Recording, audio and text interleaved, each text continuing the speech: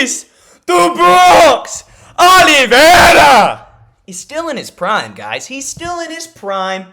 He's still crafty. He's still an assassin. He's a marauder. And it changes everything, I'm telling you. No, but on a serious note, it really does change a lot. In today's video, we're going to talk about that. Plus, we're going to talk about the UFC Rio Fight Night card. Talk about the 3 big fights, most importantly. And we're going to get into some future fights to make next in the UFC. Now, before we get into this, let's just talk about Charles for a second. Charles lost to Islam Makhachev and Arman Tsarukyan. Those two styles, those two guys possess Caucasus region wrestling. Horrible matchups for any like BJJ crafty submission guy. And Charles Oliveira is the best of them. He is the best of those styles of guys. Not only that, he has nasty Muay Thai on the feet. Lost to those two guys, and also Ilya. And Ilya beats everybody. The power is indisputable. Now, without those 3 guys, Charles Oliveira is still the UFC lightweight champion. I know that's crazy to say without those 3 guys, you know. But they're just, especially Islam and Arman, they're just bad matchups for a guy like Charles because he's so willing to go to his back. But those guys on the ground are so strong, so technically savvy with their positioning in the grappling department. And it's hard for Charles to work like he did against gosh dang, my fat cat is moving my laptop. It's different from when Charles fought Mateusz Gamrot, right, guys? And we know this. It is different. Oh, it is different. But because Charles, when he goes to his back against a guy like Mateusz, who is not as well-versed in the Brazilian Jiu-Jitsu, grappling, rolling, scrambles, like he isn't as nitty-gritty as those guys like Arman and Islam. And Ilya, like even though we haven't seen too much of it in this crazy run, he is crafty on the ground, man. He knows what he's doing positionally wise. Mateusz is more of a pressure fundamental wrestler. And with Charles, and also Charles compared to Mateusz, Charles is a big guy compared to Mateusz. Not the biggest guy compared to like a guy like Arman and Islam, of course. So he is able to work those scrambles, those little arm locks, tie you up, use submission threats to escape on the ground or even get the advantage swinging back his way even when he gets taken down, right? So, and that's why he was able to beat Mateusz, man.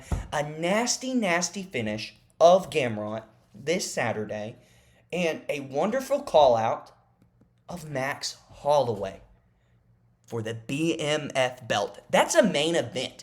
And usually I complain about most non-title main events. The BMF is not a real title. The real titles are the weight class titles. But nevertheless, that is a main event. That is a sick fight. And we deserve it. It was supposed to happen. UFC Fight Night Saskatchewan or something like that. However you say that Canadian place. It's supposed to happen a while back. And they did step in the octagon, but a weird injury, I think it was Charles's throat or something, caused the fight to end. And now, 2 of the best lightweights in the world, 2 of the most exciting fighters in history, 2 of the best lightweights, or 2 of the best fighters in history. Max hasn't even done that much work at lightweight, and skill-wise, he's one of the best lightweights to ever do it. He may not have the accolades totally there at lightweight, but my God, he dominated Justin Gaethje. Then beats Dustin Poirier, and Dustin Poirier, while he was on his way out, my favorite fighter, I miss you, the Diamond, I miss you, nevertheless, looked pretty phenomenal. Has good takedown defense. This is a good matchup. This is a fun matchup. And early prediction, dude, I'm taking Charles Oliveira. Charles Oliveira is still in his prime. He just got unlucky that Islam and Arman surged up the rankings, and then he got unlucky that Ilia Topuria moved up to lightweight. That's the only reason he's not the lightweight title holder right now. I know those are 3 guys affecting it, and they are. Islam's just better than him. Islam's really good. Arman, with his style, very bad matchup for Charles. Maybe something was wrong that night, too, at 300. Very close fight, too. You can score that for Oliveira. I need to rewatch that sometime. I don't think I ever rewatched it. And Ilya knocks out everybody. And then Charles Oliveira, and I was worried because that Michael Chandler fight on the Jones-Miocic card, he didn't look that great now. Nevertheless, though, Charles Oliveira went out and dominated a guy in Mateusz Gamrot, who is a tough out for any top lightweight in the division, in the history of the division. A very good fighter. Very good. Shout out Mateusz for taking it on short notice, too. He went out there and submits him with ease. Put him on the back foot, tagged him on the feet the entire time, and even when Mateusz took him down, Charles looked like vintage Charles, using submission threats and submission attempts to get his way in the fight. What a beautiful performance. The Bronx is back. And man, I want to see this fight. And now, at the end of the video, we're going to talk a little bit about the lightweight division in general and some of the things that we need to see. And there's so many avenues to go through right now because we have idiots, we have losers like Justin Gaethje and Arman Tsarukyan. And they screwed up everything. And Ilya's just so good, what are you going to do? You got to have a worthy challenger. And this affects Paddy Pimblett. This affects the whole division. So we're going to talk about that later. But Charles Oliveira, man, still in his prime, still as dangerous as ever. Beautiful performance. Now, Mateusz Gamrot takes the fight on 3 weeks' notice. Valiant effort by Gamrot. What is next for Gamrot? Grant Dawson. Now, I kind of don't like doing this to Gamrot, right? Takes a fight on short notice, deserves a bump up in competition. And really, the only guy available that would take... Justin Gaethje's not going to take a fight against Gamrot. We know that. And the only other guy above him or close to him in the rankings, I think Paddy Pimblett's a spot below him. They're not going to match him up with Paddy Pimblett. We want Paddy Pimblett to fight Ilya, right? We want that to happen. This makes sense for both guys. I think it'd be a very fun fight. Scrambling-wise, I think it could be interesting on the feet, as both of them have showed improvements in their stand-up. They're both a little squirrely on the feet. But nevertheless, I think this is a good fight. Gives Grant Dawson finally an opportunity to see if he's really, can move up in the rankings. So I like that fight a lot. Now, let's talk about Deiveson Figueiredo and Montel Jackson. I really don't even want to talk about it. It was not a good fight. Super boring. Figgy did enough to win. Good for Figgy. Montel Jackson would not let him rip. He had Figueiredo so far back from him, threatening with his jab and his reach. And I feel like Montel Jackson could have won that fight easily if he just threw some punches, Nevertheless, so Deiveson Figueiredo used some crafty, a little veteran grappling on the ground. Old head moves. No, not old head moves, but he does enough to get it done. Close fight, very boring, not much to talk about, really, except that Figgy, imposed some grappling, had a few big explosive striking combos on the feet, did enough to defeat Montel Jackson. What do you do with Figgy next? Dude, tell me this would not be a sick fight. Not as sick as it could have been, but two of the best flyweights to do it, right? Now they're both at welterweight, both older, both seemingly, even though Daverson's calling for a title shot, you're not getting a title shot after beating Montel Jackson, especially in that manner. We're not doing that, okay? Match him up with Cejudo. Cejudo hasn't fought in a while. He's still in the rankings. If he's not going to retire, freaking put them together and have them fight. Oh. Okay, wait. I forgot. Gosh, dang it. So, I made this little slideshow earlier today, and I just realized they just announced Henry Cejudo, Peyton Talbot. Oh my gosh. Oh my gosh. Okay, well, and we're gonna make a video about that either later or tomorrow about the new fight announcements. Gosh, dang it, man. So scratch that. Don't do that because they can't do that. Maybe if Zahabi... Gosh, dang it. My stupid cat. Oh, my gosh. Oh, my... This is just ruining the video, man. This is... Gosh, dang. Chill out. I'm just ruining the video at this point.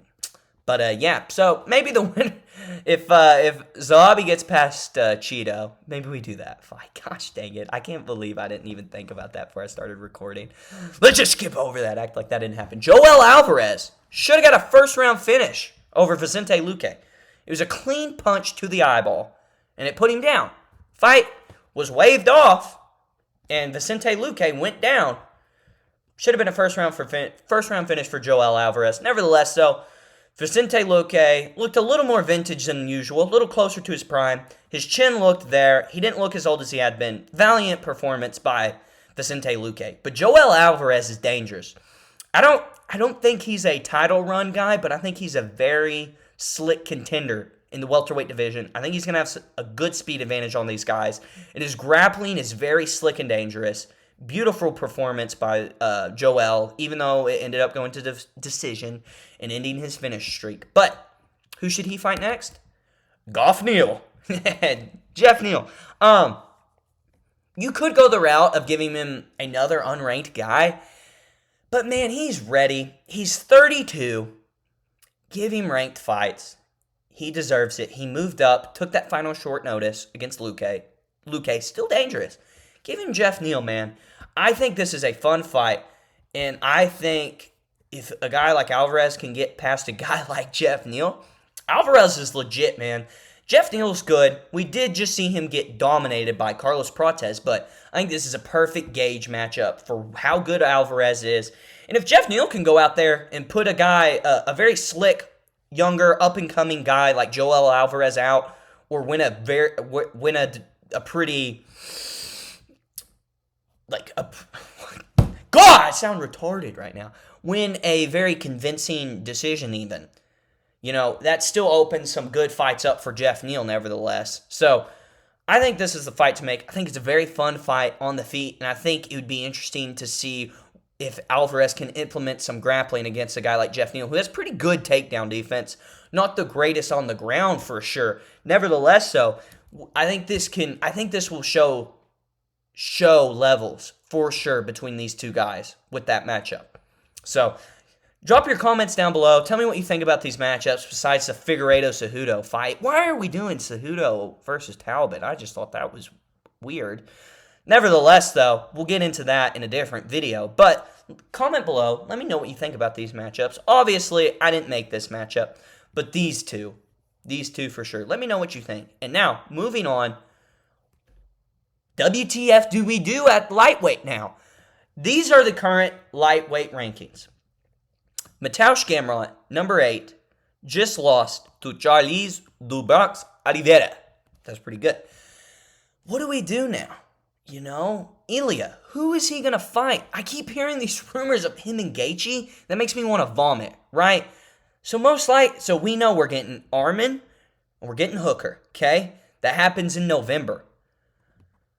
I say if whoever wins that fight, most likely Arman, if they don't take too much damage, and they can make that turnaround for January, which is when I'm guessing they're planning on having Ilya fight on the first Paramount card, you do the winner of that fight, if possible, ASAP against Ilya.